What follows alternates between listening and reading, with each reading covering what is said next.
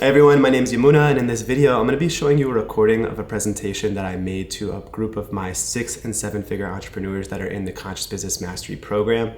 And what we cover in this video is called Scaling Through Artistry. And we're going to be talking about the concept of the organic media funnel. A lot of people are talking about organic content and brand, but I think we have a unique perspective after spending millions of dollars on ads. How do you merge the concepts of direct response marketing, which optimizes for cash flow, with things like brand marketing and organic marketing, which optimizes for trust and vibes and aesthetics and self-expression? And how do we merge those two worlds together? How do we really express who we are in a beautiful, incredible, systematized way? How do we build processes for media production so that we're not just on a content creation hamster wheel? And how do we actually optimize for people joining our high ticket programs or low ticket programs? So all of that and more is going to be covered in this video. I hope you enjoy it, and there's some freebies in there if you stick to the end. And if you don't know who I am, my name is Yamuna. I lived as a monk for about 3 years, traveling the world in monasteries. I then started Jivanam Ayurveda and Wellness, where I taught people the holistic science of Ayurveda and bodywork. And now I run Conscious Business Mastery, where we help holistic experts and transformation experts scale their missions to $1 million plus per year through proven systems. So I'm going to cut to the recording now. Hope you enjoy, and please subscribe, comment if you like this. So today I'm going to be talking about scaling through artistry and media. I've been super stoked on and nerding out about this for many, many months, and had this desire in my heart to give you all this presentation. And then after my presentation, I'll probably run for like 45 to 60-ish minutes. After my presentation, the rest of the CBM team will be running you all through breakout groups to connect on where you're at in your business, and to have you be able to generate value for each other. So does that sound like a cool agenda so far? All right, awesome. So let's begin. Can everybody see this okay? Okay, perfect. Awesome. So scaling through artistry and media, your invitation to more fun, impact, and growth in 2025. Anybody want some more of that? More fun in business, more fun in life, more artistry expressed.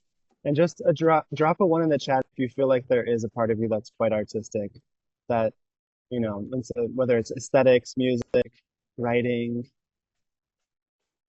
Okay, and drop a two in the chat if you feel like that's fully expressed through how you're running your business, your marketing, your media, your company right now. Drop a two in the chat if you feel like that's fully expressed. Okay, we got one person out of many ones. So I'm glad I made this. 1.75. We'll get you to it too, hopefully by the end of this. So our agenda, we have 4 different things we're going to go through. One is a big picture overview of why I'm talking about this. Someone's not muted, so someone could mute. That'd be awesome. And then just make sure everybody's muted. Number 2, scaling with freedom of artistic expression, which is what we just mentioned. I asked you all about. Number 3 is media production systems. And number 4 is merging paid ads and organic media. So let's jump into big picture and intro to the organic funnel. So right now, there's been like historically these 2 big categories of people online.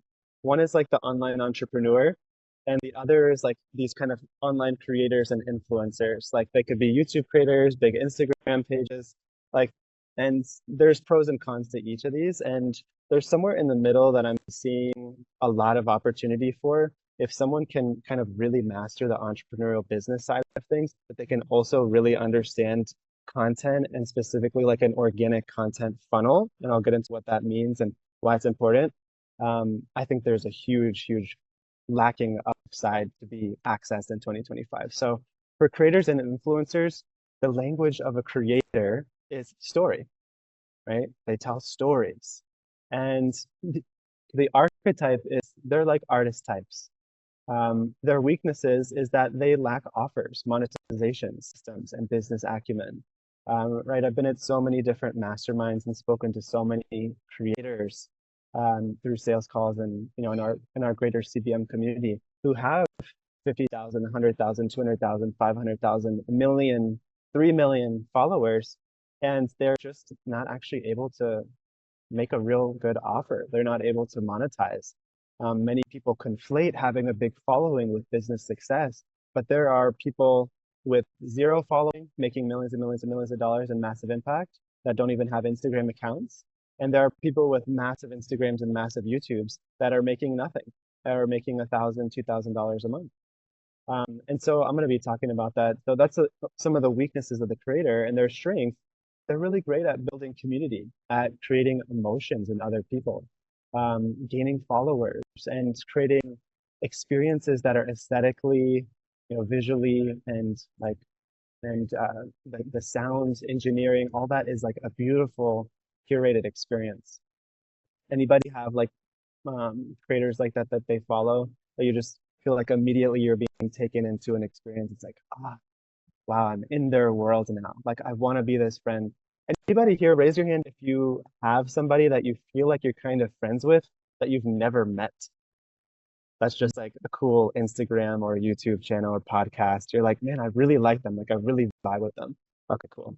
So that's a strength of these like creators and influencers is they can make you feel like they are your friend at scale, right? That is so cool. It's such a great skill to have. Entrepreneurs, they speak the language of offers, right? And even when they try to do like organic marketing, they're really just like pitching their offer to an organic post. So it's still offers. And then their archetype is they're systems thinkers. So they're just thinking of systems, problems, solving things, making things work.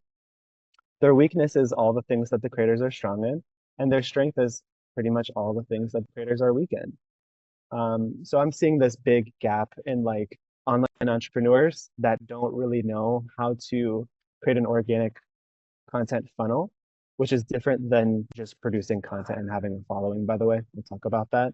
And I'm seeing a huge gap in creators and influencers that actually know how to monetize, have systems, and build a big business. So you all with me so far? Just kind of introducing the problem. Cool. So to go a little bit deeper, can you all read this? Is it big enough for you? Or do you want me to zoom in a little bit? Thumbs up for zoom in? Okay. All right. I see some people zoom in. Let's see if I can do this. Not allowing me to zoom in actually. Um, so I'll just kind of I'll speak it out loud, and if you could like zoom up your or expand your Zoom screen, that would be great. And I'll make sure you get these slides. So don't worry about like taking a ton of notes right now. You can just listen. So paid marketing. What are all the upsides of paid marketing? Well, you can achieve aggressive rapid scale. You can easily measure ROI and collect data. It's awesome for that. There's portals for every single advertising platform. You can quickly split test offers, hooks, and angles. You can potentially quickly convert someone from stranger to customer in 24 to 72 hours, which is insane. And you can be ultra targeted with demographics, countries, ages, and interests. These are all things that organic media doesn't have as an upside. Okay, the challenges now with paid marketing is ads cost money and will only cost more money over time. Every single ad platform, because there's more and more people getting on the ad platforms, the costs per click and cost per eyeball is only going to increase over time, which we don't have to be discouraged about. Just means we have to get better and better at the skill of ads. The second challenge is constant optimization at scale. So especially as you kind of cross a certain level of ad spend, there's a lot that you have to optimize. All your pages in your funnel, all of your targeting, all of your creative start to fatigue, and you have to like kind of be on a content creation hamster wheel of your ads. It's harder to sell from ads because there's less trust and there's more transactional leads that are just like, yeah, I want that thing, right? And they're not like buying in because they like just love you and have been your fan for years. You usually lose a lot of the long-term deals that require nurture because paid ads are just good at like pushing through the buyers that are kind of ready right now, and you kind of lose out on the rest of people. And it can be super expensive to get dialed in, like to just get it really flowing well. And you have to spend more to sell more. So next month you start from zero and you just have to spend a bunch more to make more sales. And there's less self-expression and quote unquote vibes that you get to kind of have in your ads because it's just like, hey, you want this thing? I have this thing. You should message me about this thing. And it's kind of straightforward in that sense. There's still room for it, but everybody with me as far as positives and negatives of paid media. Okay. There's no hack that's going to just be upside. So I want to present this to you so we can all like use our strengths to actually pick one that's going to be empowering for us. Organic media, what's the upside? Well, we build more trust and authority long term. There can be a significantly lower cost per lead, so it doesn't really cost anything other than time to post.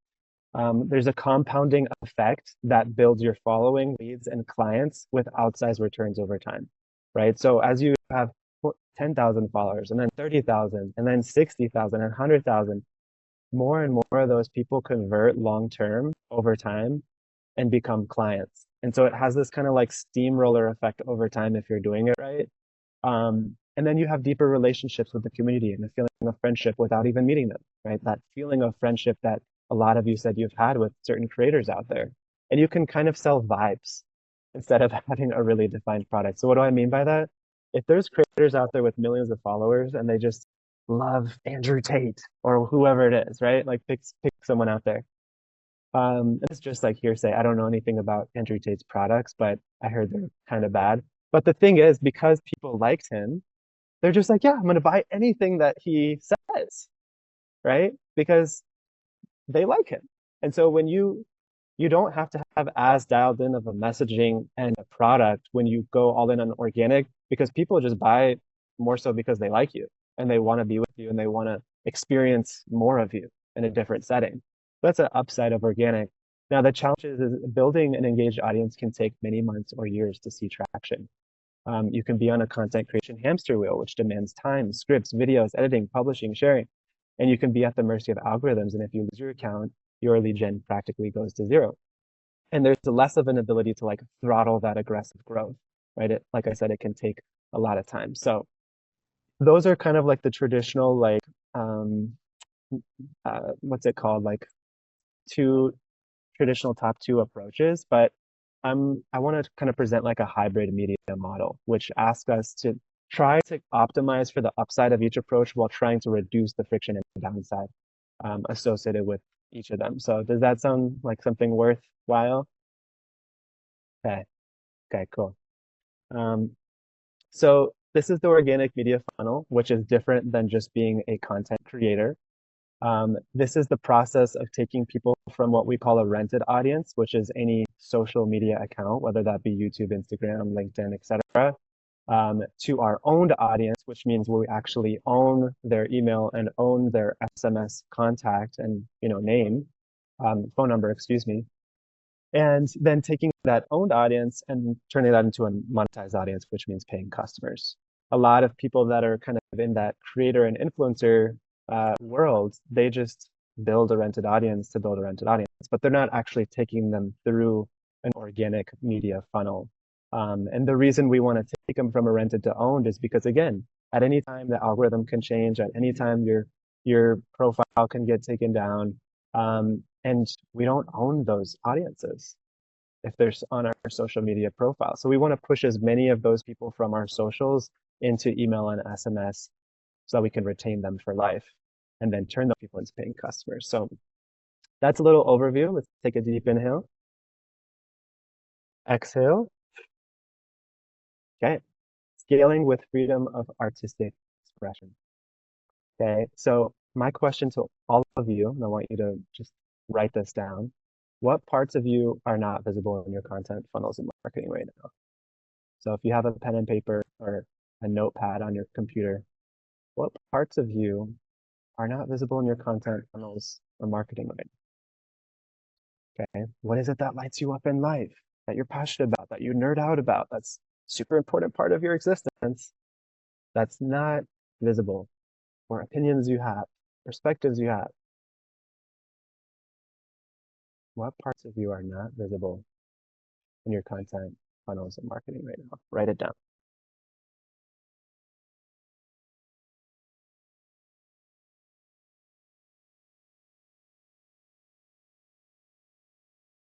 And if you have one you want to share in the chat, please share in the chat.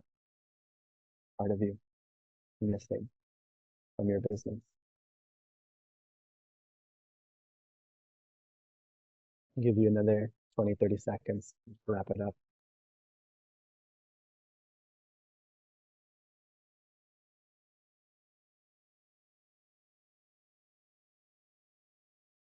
Everyone drop one of your items in the chat. Just make sure I know you're conscious.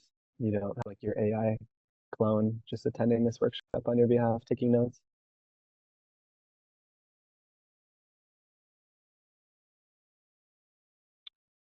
Let's see. Foraging, quantum healing, 5D, diet, yoga. Yeah, important parts of your life. Anybody else? We got 3 out of 20 people's answers. My struggle, my journey to get where I am. Yeah, absolutely. Music, unmasked, sourdough bread, my boy Ananda. I swear I visited this man and he baked 5 loaves of bread in a day. And I was just like, what is happening right now? What is happening? Backcountry camping, aliens. Okay, I'll say, yeah, we knew that actually.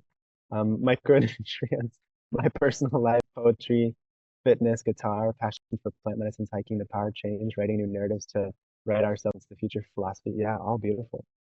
Um, what if you had a business where all of that was allowed? What if you had a business where all parts of you were welcome and were actually like a super amazing part that people were excited about coming into your container? Okay. So this is just like a little seed of permission that you can bring more life to your business and have fun with that. I started feeling that a little bit with different offers I've had over the time. Every offer I've had actually, that it's like, man, I'm not just this little box of Ayurveda. Like there's so many other parts to me. I'm not just this little box of business coaching and ads and strategies. Like I'm not just that, right? And yet, like most of my content doesn't really show most of me. And so for me, my list looked like this: rock climbing and espresso beans, ancient wisdom, living monk principles, fine crafted machines like a Porsche, systems thinking, conscious leadership, growing a 7-figure company, spirituality, cooking, aesthetics, architecture, mystic healing practices, being an awesome dad, traveling the world, marmot therapy, massage, caring for my community, hiking in nature. There's just a list of few of, man, these are all the parts that I felt like were missing from how I relate with my community and how I relate with my business. So to give you an example of why am I talking about this? Well, let's think about it. Another mindset podcast. Maybe I should start a podcast, Yamuna, and it's just going to be like a mindset podcast. Boring, boring, boring, boring, boring. But if it was a mindset podcast seen through the lens of Eastern mysticism, rituals for play, and messy artistry, that's pretty cool.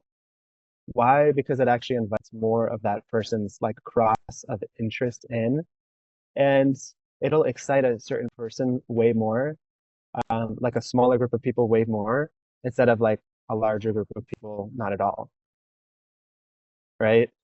Um, and it's kind of like inspired by my wife. She doesn't have a mindset podcast, but these other things, Eastern mysticism, rituals for playing messy artistry. I was like, yeah, that's because she was presenting me her offer, and I was like, that's so cool. Like, you could either just be like, I'm an art coach, like kind of boring, or you could be like, I'm an art coach who is obsessed with Eastern mysticism, rituals for play, and like obsessive artistry, right? Like so much cooler, so much cooler.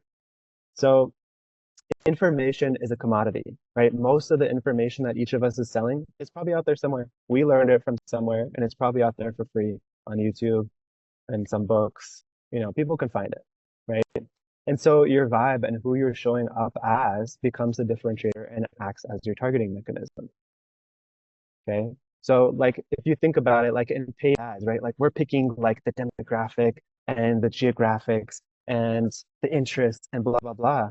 But in organic, our targeting is our music and what we're wearing and the setting and our vibe, right? And all those like little interests, those kind of side interests that are like make an appearance in our content as well. Like that becomes our targeting, right? So it's kind of interesting. So how do we scale your vibe, your care, your obsessions, and invite more joy into your business? Well, there's two main parent media types to base your approach on. There's going to be a writing first approach or a video first approach. Okay. And so you want to think about like which of those mediums is going to be a best fit for who you are.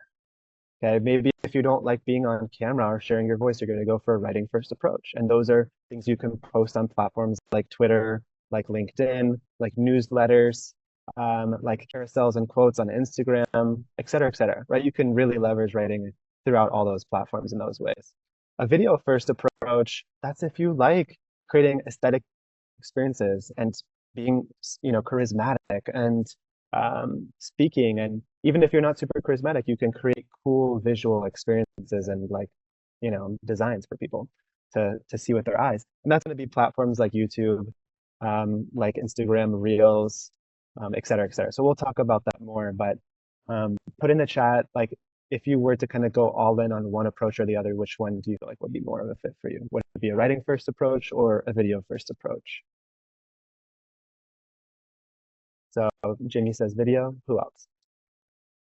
Video, video, video, both, video.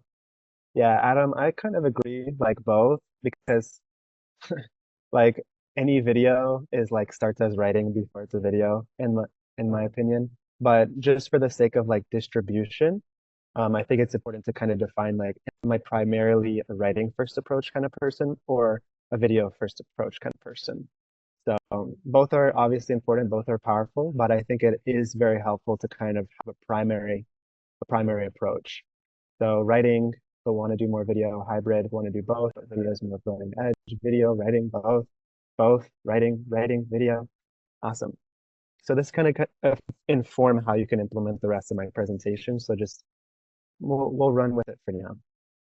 So I chose a video first approach for this year because I love learning about cinematography. I love the challenge of creating visually stunning experiences that are inspiring, informative, and artistically compelling. Like those are all parts of me that I feel like I haven't really allowed into creating CDM so far, that I felt like a huge wave of excitement around this past year. It's like, man, how do I create visually stunning experiences for people? How do I take all my video content to the next level? How do I learn cinematography? And this has all been like really cool stuff I've been into. So um, what I want you all to think about, and we can just start to look at this, is creating your brand commandments and a visual inspiration bank. And if you're choosing a writing first approach, you can create a writing inspiration bank. But I'll show you an example of what I mean. And I think for any media to be systematized, we need like a little reference book or wiki for how we want to produce our stuff. And so I'll show you a little example of mine. Can you all see this? My Notion video brain guidelines. Nod your head, yes, you can see it. Cool. So, start looking at like some of the cool creators out there, either writing who are doing writing first approach or video first approach, and screenshot like really cool things that they do with their editing, with the scenes, the effects. And so, like this podcaster lighting, I like it. The text popping up behind someone as they're walking, I thought it was really cool. The low light contemplation, the this is like a spotlight that's like then pop it's a spotlight projected on a wall, and then like the words pop up in that spotlight on the wall, like as you're speaking them. So cool, like cinematic effects. The kind of wide angle moody desk shot, the clone effect, come drink tea with me vibes, embed social proofs with really nice design. So what I want to invite in this segment of like creating your like visual writing inspiration is that you're no longer a content consumer, you're a content researcher. So anything that captures you in social media, why did it capture you? There was something that captured you. There's a reason it captured you. Any creators that you really like, there's a reason you like them. Capture and actually document those elements and put them into a little wiki for yourself so you can gain inspiration and kind of create your baseline. So this is my visual inspiration. And then going down to my brand commandments, just to give you all some ideas of like, how do I want my content to come across? Like, what are the guidelines? I want it to come across like a wise friend. So someone you can come to for advice, as soft as a rose, but can be as hard as a thunderbolt, like cutting. Lean into giving people realness, vulnerability, warmth, and groundedness. I want it to feel like earthy luxury, which means it's functional, it's earthy, and consciousness inspiring luxury kind of feeling. What does grounded success look like? I want it to have elevated aesthetics. I want it to have music that's right, that like really amplifies the emotion of the moment. I want it to be something where people see I'm dedicated to quality, like obsessing over the quality of the lighting, sound, aesthetic, the quality, like I like quality things. I like living a quality lifestyle, quality food, quality thoughts, giving the best quality as an offering to God. Number six, like we share what we love. I love to share the highest quality things with the people I love the most. Um, Depth, so spirit, philosophy, deep thinking, profound ways of speaking are what move us. We speak truth even when it cuts. So prayer, gratitude, devotion, and giving everything to the divine. Mission driven. Meaningful work isn't optional, it's the standard. Your work is too important to be casually approached. Healing is possible and needed more than ever. Founder joy. So dance parties, sarcasms, my smirks and faces, being strange, playing guitar, venturing, rock climbing, being humble. An advocate for greatness. So showing people by example what is possible, become obsessed in whatever I do, get 1% better each day, do hard things, push limits, and have a radicalized perspective. So this like kind of give you like I want I want to like have something as like a checks and balance system for when I'm like making ideas or making content. Like, is it actually within my brand's commandments? Is it actually representing like the things that I find most important, like visually or writing style or values in my life? So is this helpful to kind of like show you a little bit of the inside look? Because I was like, should I show them my Notion? Should I show you guys all this stuff? But I'm just kind of like, yeah, this is all the stuff I've been nerding out about, and I hope you like it. So, um, I want you to at least come up with two of your brand commandments now. Okay. So just think of like two of your brand commandments. Like when you think of like in general in your life, whether it's like a quality of aesthetic or a certain vibe of things, like what are the most kind of important things to you personally? Try to have it be really real to you, not just like some kind of vague thing that you think you should put down. Okay.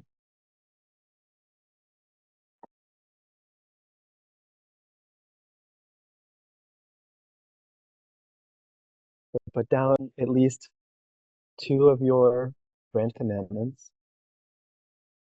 No.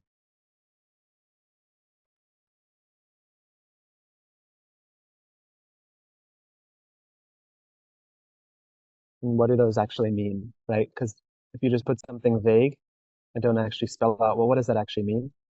Then it's a less concrete commandment, just like a kind of broad principle. And give me a thumbs up once you have yours done. I'll give you a minute.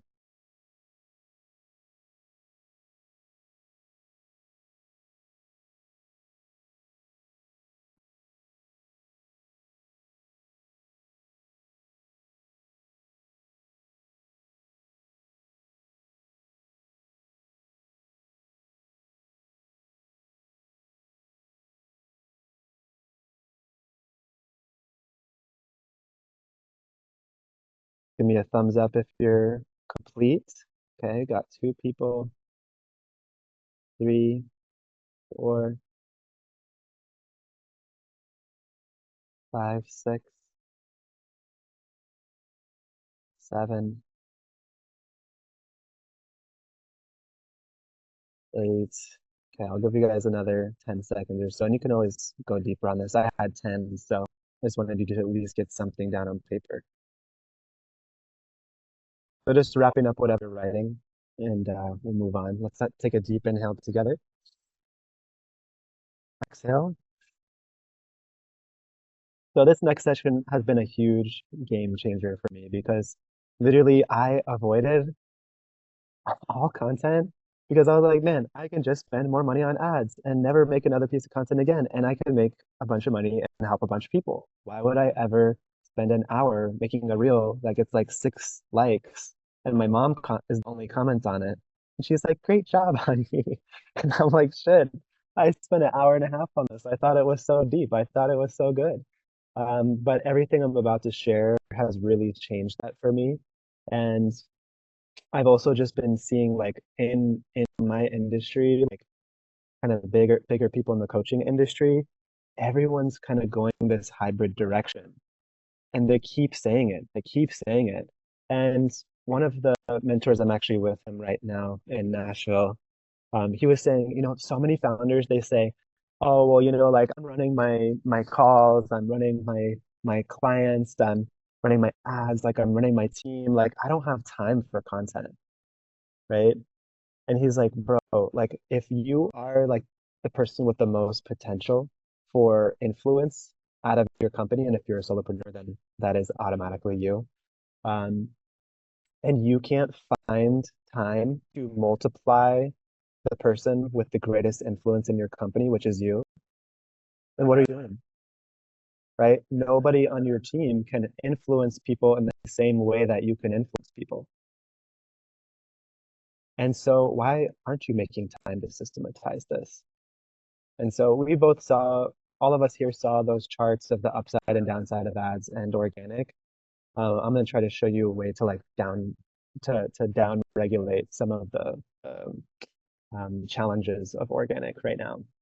So um, I want you all to think about, in order to systematize, you need systems, which means having some content pillars.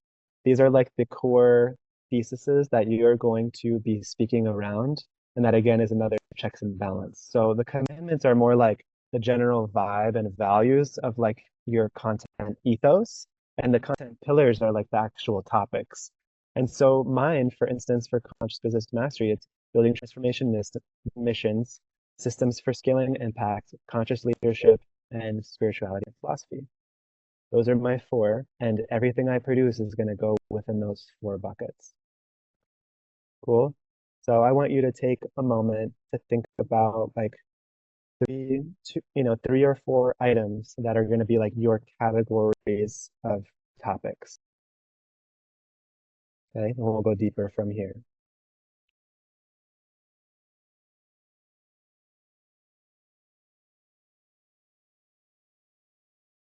And you can always edit these, you can always refine these over time, but I want you to just get something down on paper. These are three or four things I'm obsessed with. These are three or four things like I could just talk about forever. If you don't like it, if you're not obsessed with it, it shouldn't go on your list.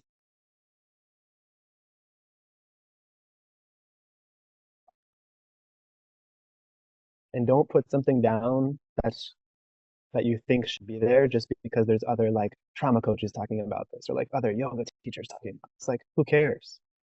This is about you and your obsession and what wants to come through in your business. Give me a thumbs up when you got that.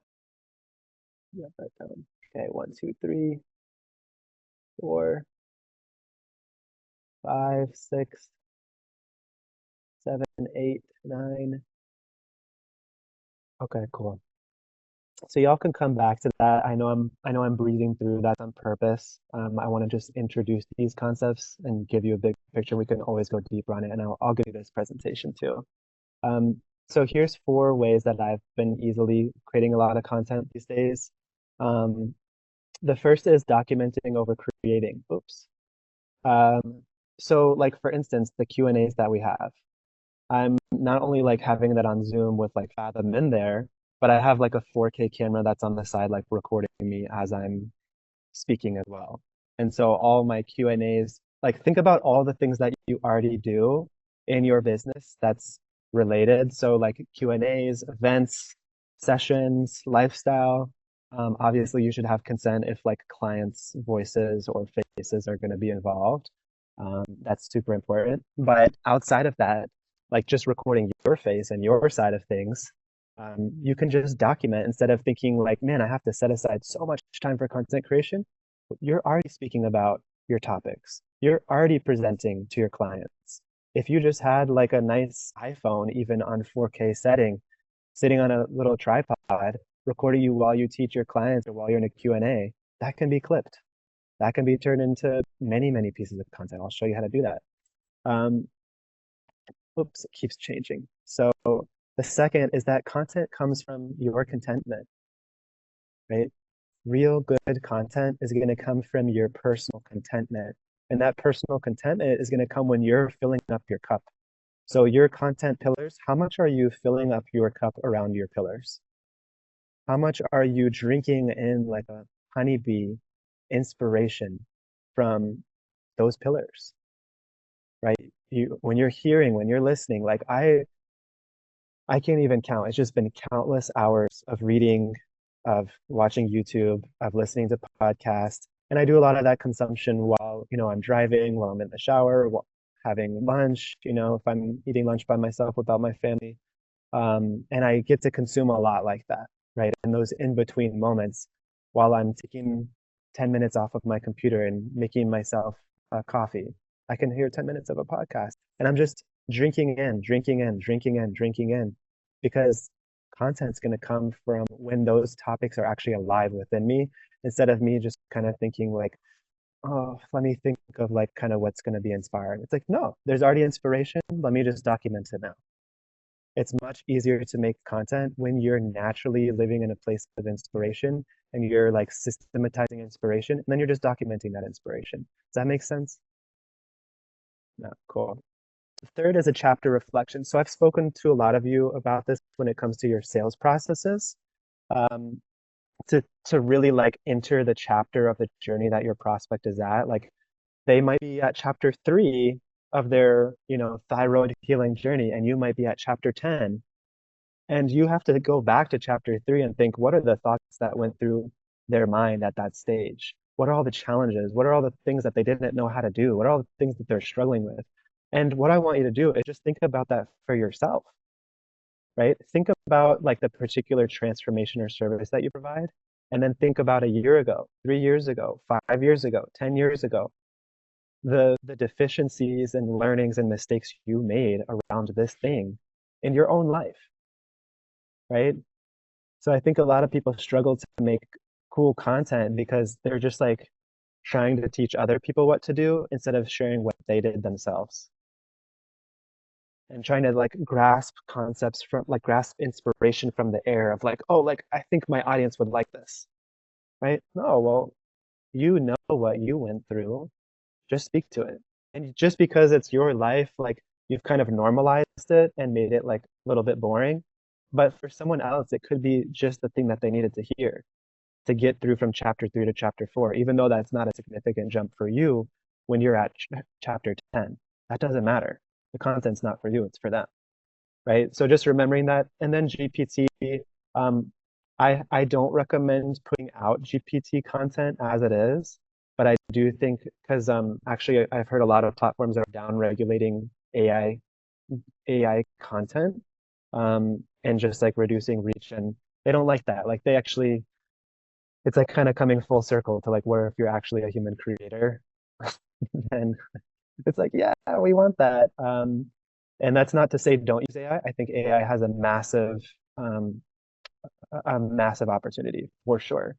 Don't just put out and publish purely AI driven content. So I'm going to give you all this prompt, but basically those pillars that we just made, you're going to be able to get like dozens and dozens of content ideas and hooks just from the exercises that we've already done in this workshop by implementing this prompt and customizing these your 4 pillars at the bottom here. It's going to spit out a ton of content for you. So what I would say is like use those ideas, take the ones that actually inspire you, and then just rip them.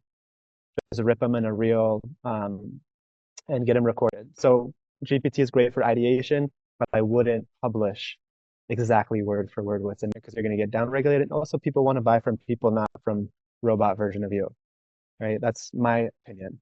So take that for what you want. Um, content ecosystem. This is one of the most transformative ways I've been able to produce a lot more and continuing to produce a lot more. Is whatever your approach is, whether that's writing first or video first, there's going to be a long version of that you focus on. So for me, it's a YouTube video. And I'm going to produce a long form YouTube video that's anywhere from 15 to 60 minutes long and like write that out, record it. From there, I can create 3 to 5 short form videos that are clipped from that YouTube video and then multiply that out across Instagram, YouTube, and TikTok. So post it across those platforms.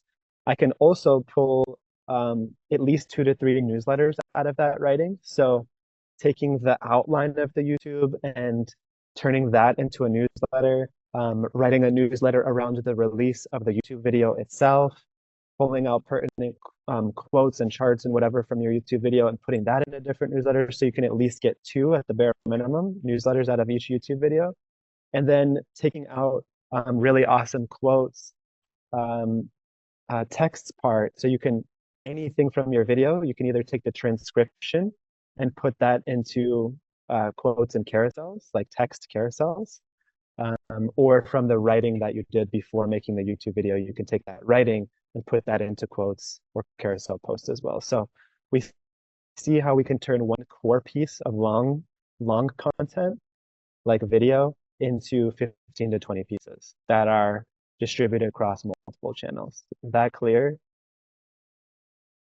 that clear? Cool.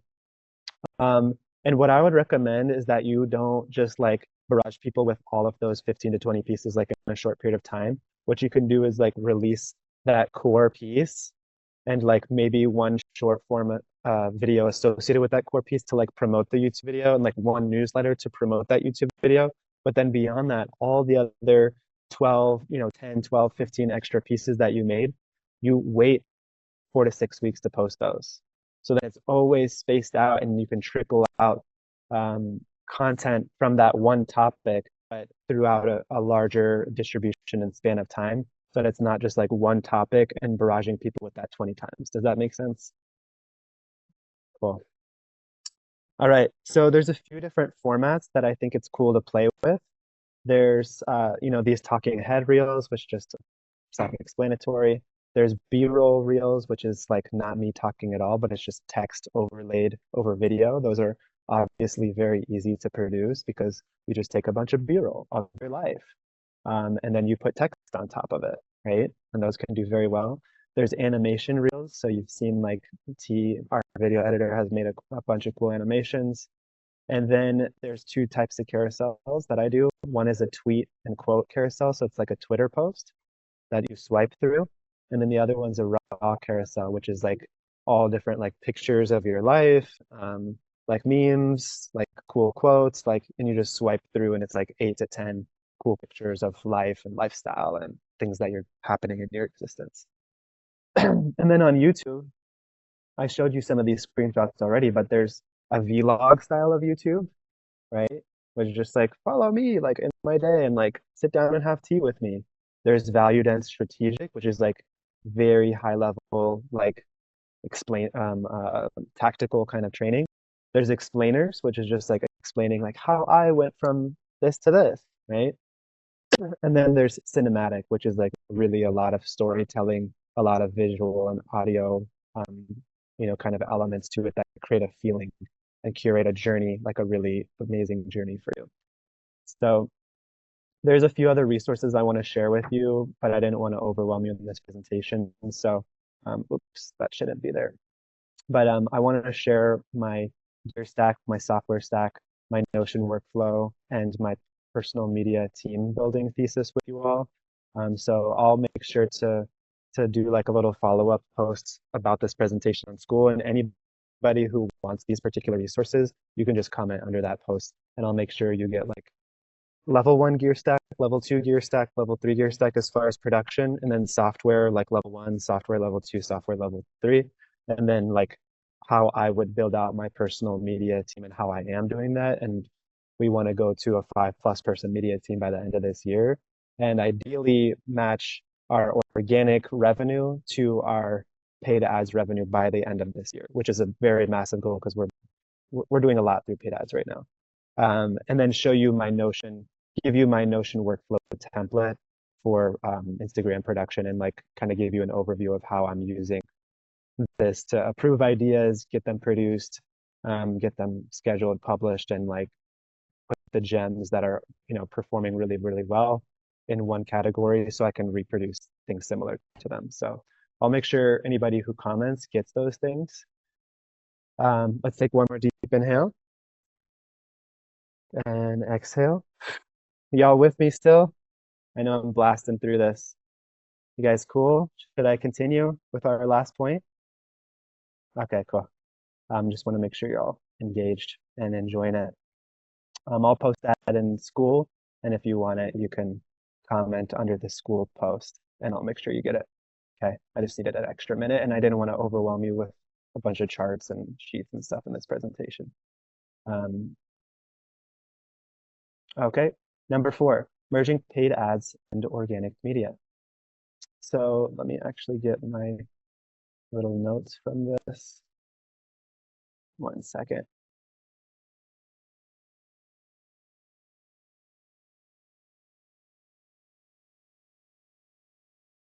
Okay, cool. So actually we'll minimize my screen because I don't have any slides in that, but I'll just speak about it for a second. So I'm going to give you all a way to think about how to merge paid ads with organic content. And there's quite a few ways where the two can really be harmonious together. So if um, we think about like funnels in general. Are we all aware of top of funnel, middle of funnel, and bottom of funnel? Raise your hand if you're familiar with that concept. Okay, raise your hand if you're not familiar with that concept. That's better. I'm cool to admit that. So just to say top of funnel, it's like the most broad part of the funnel. And that's like brand awareness, associations, stories, makes you feel a way about a company or, a person. And then bottom of funnel, like right at the bottom, it's basically just like buy my thing, right? Like buy it. It's like taking broad out of like your 6,000 followers, it keeps going less and less and less and less, and you narrow down to like the people that are just going to buy your stuff. And bottom of funnel is just appealing to the people that want to buy your stuff.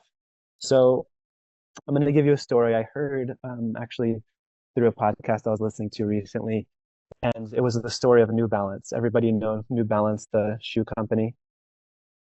Yeah. So they were like dying as a company, and their revenue was just like plummeting down and down and down because they're just like ugly, ugly dad shoes. And they hired a new marketing person, and the marketing person was like, "Look, I really want to like change up our entire approach.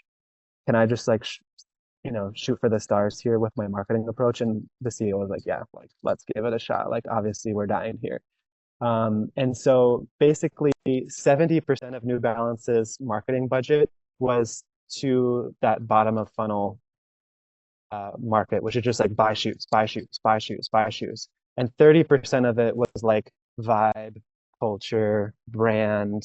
Like Nike is just like, just do it. Now you can have a swoosh on a t-shirt and sell it for 10x the amount because they've associated themselves with cool athletes and Olympians and doing really bold stuff. Or Red Bull, right? It's like Red Bull gives you wings. It's like, it's not like buy an energy drink because you need energy. It's like be associated with like crazy extreme sports and motocross and people jumping out of air balloons, like skydiving to the earth, right? Like that's what they've created as far as the top of funnel brand awareness.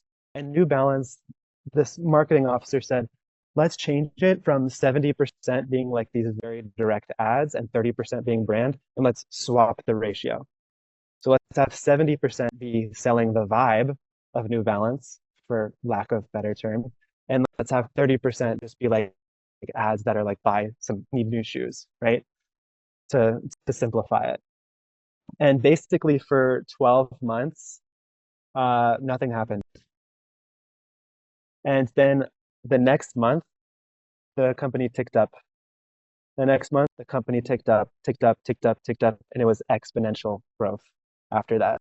So it took a while, just like I said in the beginning of this training, that organic payoff takes a while. Even for companies putting billions or millions and millions of dollars behind it, there's a delay in the gratification here, right?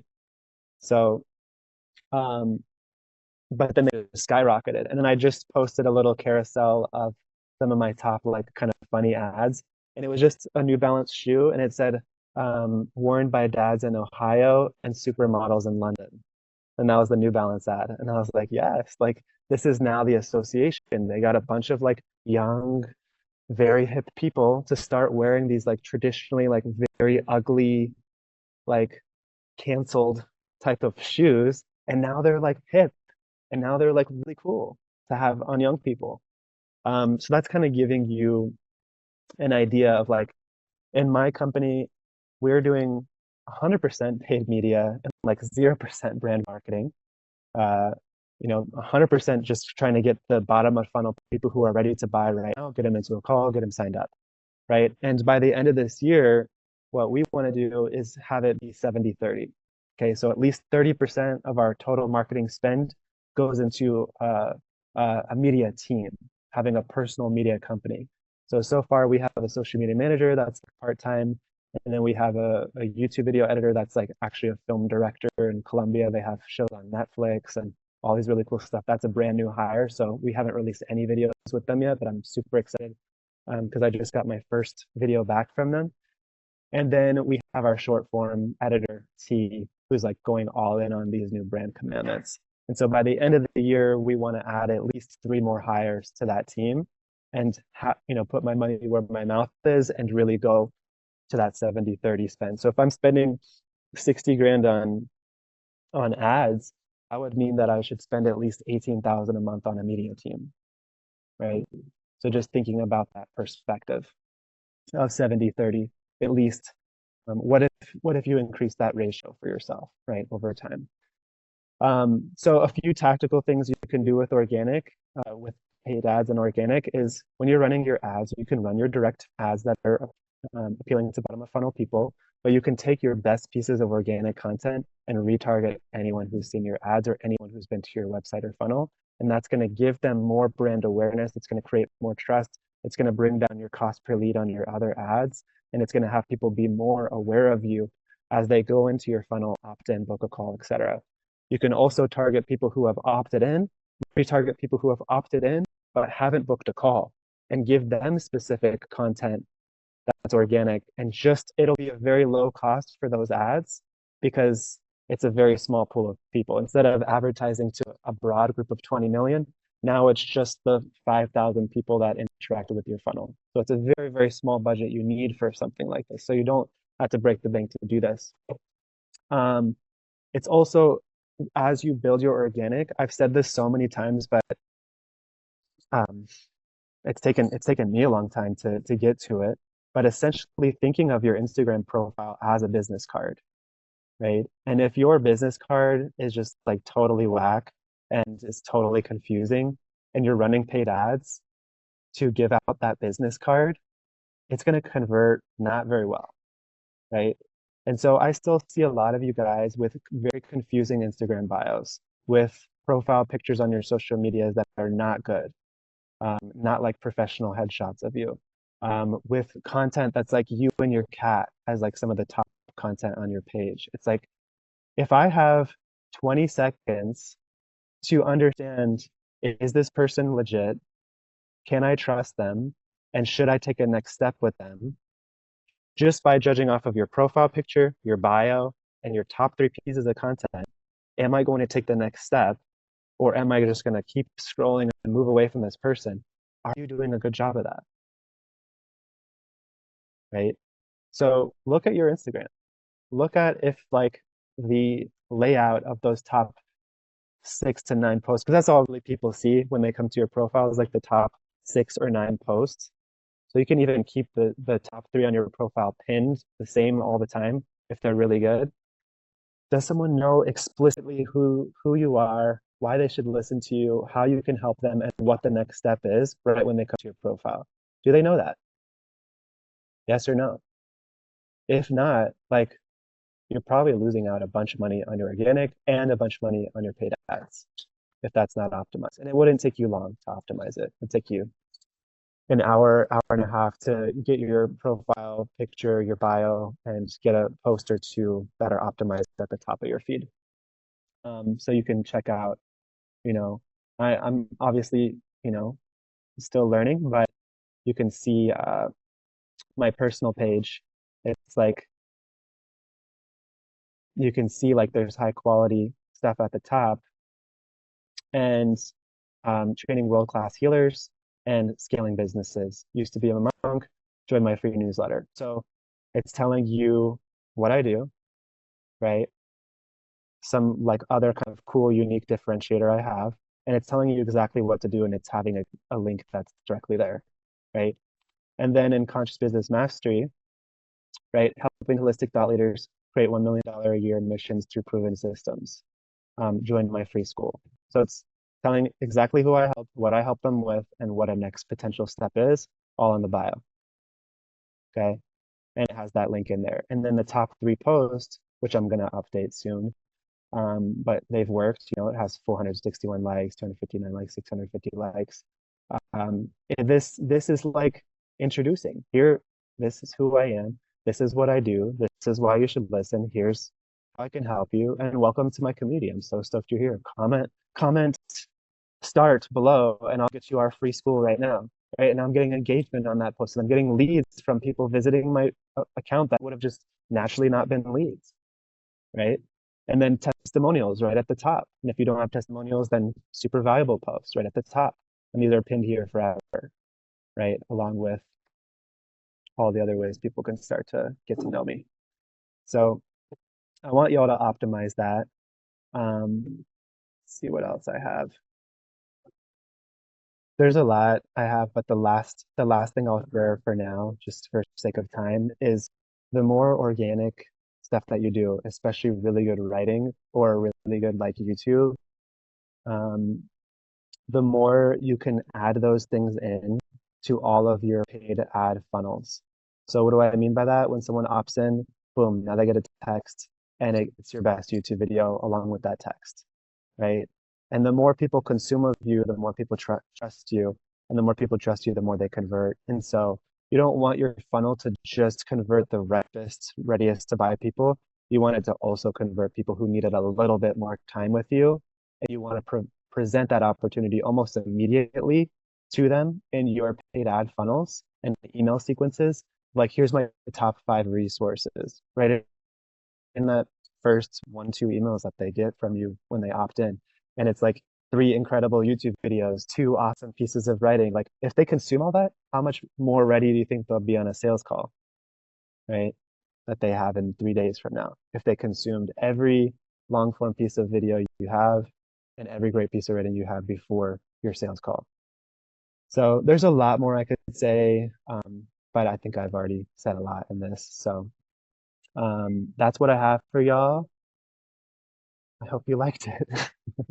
I worked hard on this, so appreciate y'all.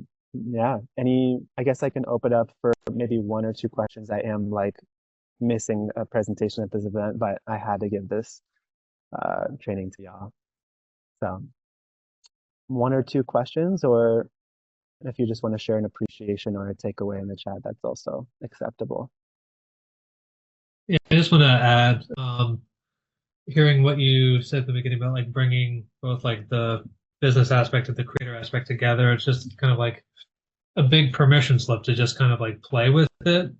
Because I was thinking Yeah. about like, all right, how do I just like create the image of the business and then like everything else, but to just kind of like be more free with the entire process. I just think, the authenticity that we bring to the table with what we show will attract the right people. Yeah, for sure. Like, and I just heard one of the top creators speak on stage just before this, and I didn't even share a lot of things that they said, but social media is no longer social media because your content doesn't even go to your followers. Your content, it's now content optimized. So whatever sort of content you're consuming, you're gonna get fed more content like that. You're not gonna get fed the people you follow. So Instagram and like TikTok was the first one to do it, but now Instagram's doing the same way, where it's like as soon as you start diving into a topic, you're gonna get fed more and more and more of that topic, not more and more of the people you follow. And so that's very interesting. There's like kind of like a level playing field in a sense to kind of go viral. It's not just like, oh, you already have 100K followers, you're gonna go viral. It's like, no, the more you play the game in that area of in those topics, you can go viral just as easily as someone with a bunch of followers can go viral. So Kristen's saying, what if your cat, yeah, if your cat is one of your content pillars, I'm all for you, Kristen, please. And if that's part of your vibe, I'm just saying like literally like some people I go to their account to like optimize it and it's like a picture of them with their cat and like no caption. It's like if you're gonna it's like but it's like you're selling like a neuroscientist's trauma healing program, but it's just like a picture of you and your cat and like a meme as your profile. And I'm like, how is someone supposed to know that you're a PhD with in neuroscience that can help them go through their traumas and heal if this is what they see as your business card? You know what I'm getting? So I'm not saying don't be yourself. Like I showed you some of the carousels that are just raw carousels. Those are great places. Your stories, those are great places to really like kind of show those weird aspects of yourself and build trust in that way. And you can build that in through all of your content. But if it's not clear of who you are, what you do, and how you can help me, that's the main thing I was saying. Um, when you don't have content pillars and you don't have an optimized bio and you don't like have any of your content following those commandments, it's like, holy smokes, like I don't know what you're doing. So um she was also saying that like what they're doing with some of the organic is one of the last things I'll share. I thought it was very, very interesting. So they're actually like this lady is very good at creating viral content, and she said like they'll create a viral content piece and they'll create like 3 to 6 hooks for that viral content, and then they'll actually like they have this like fake account on Facebook and Instagram, and they put $5 ad spend into those 3 to 6 hooks, and they see the video retention in those in that ad test, and then whichever one wins they kind of spruce it up in editing wise, and then they run that as their organic post. So it's very interesting, like they're actually doing it opposite way around where like they're split testing their organic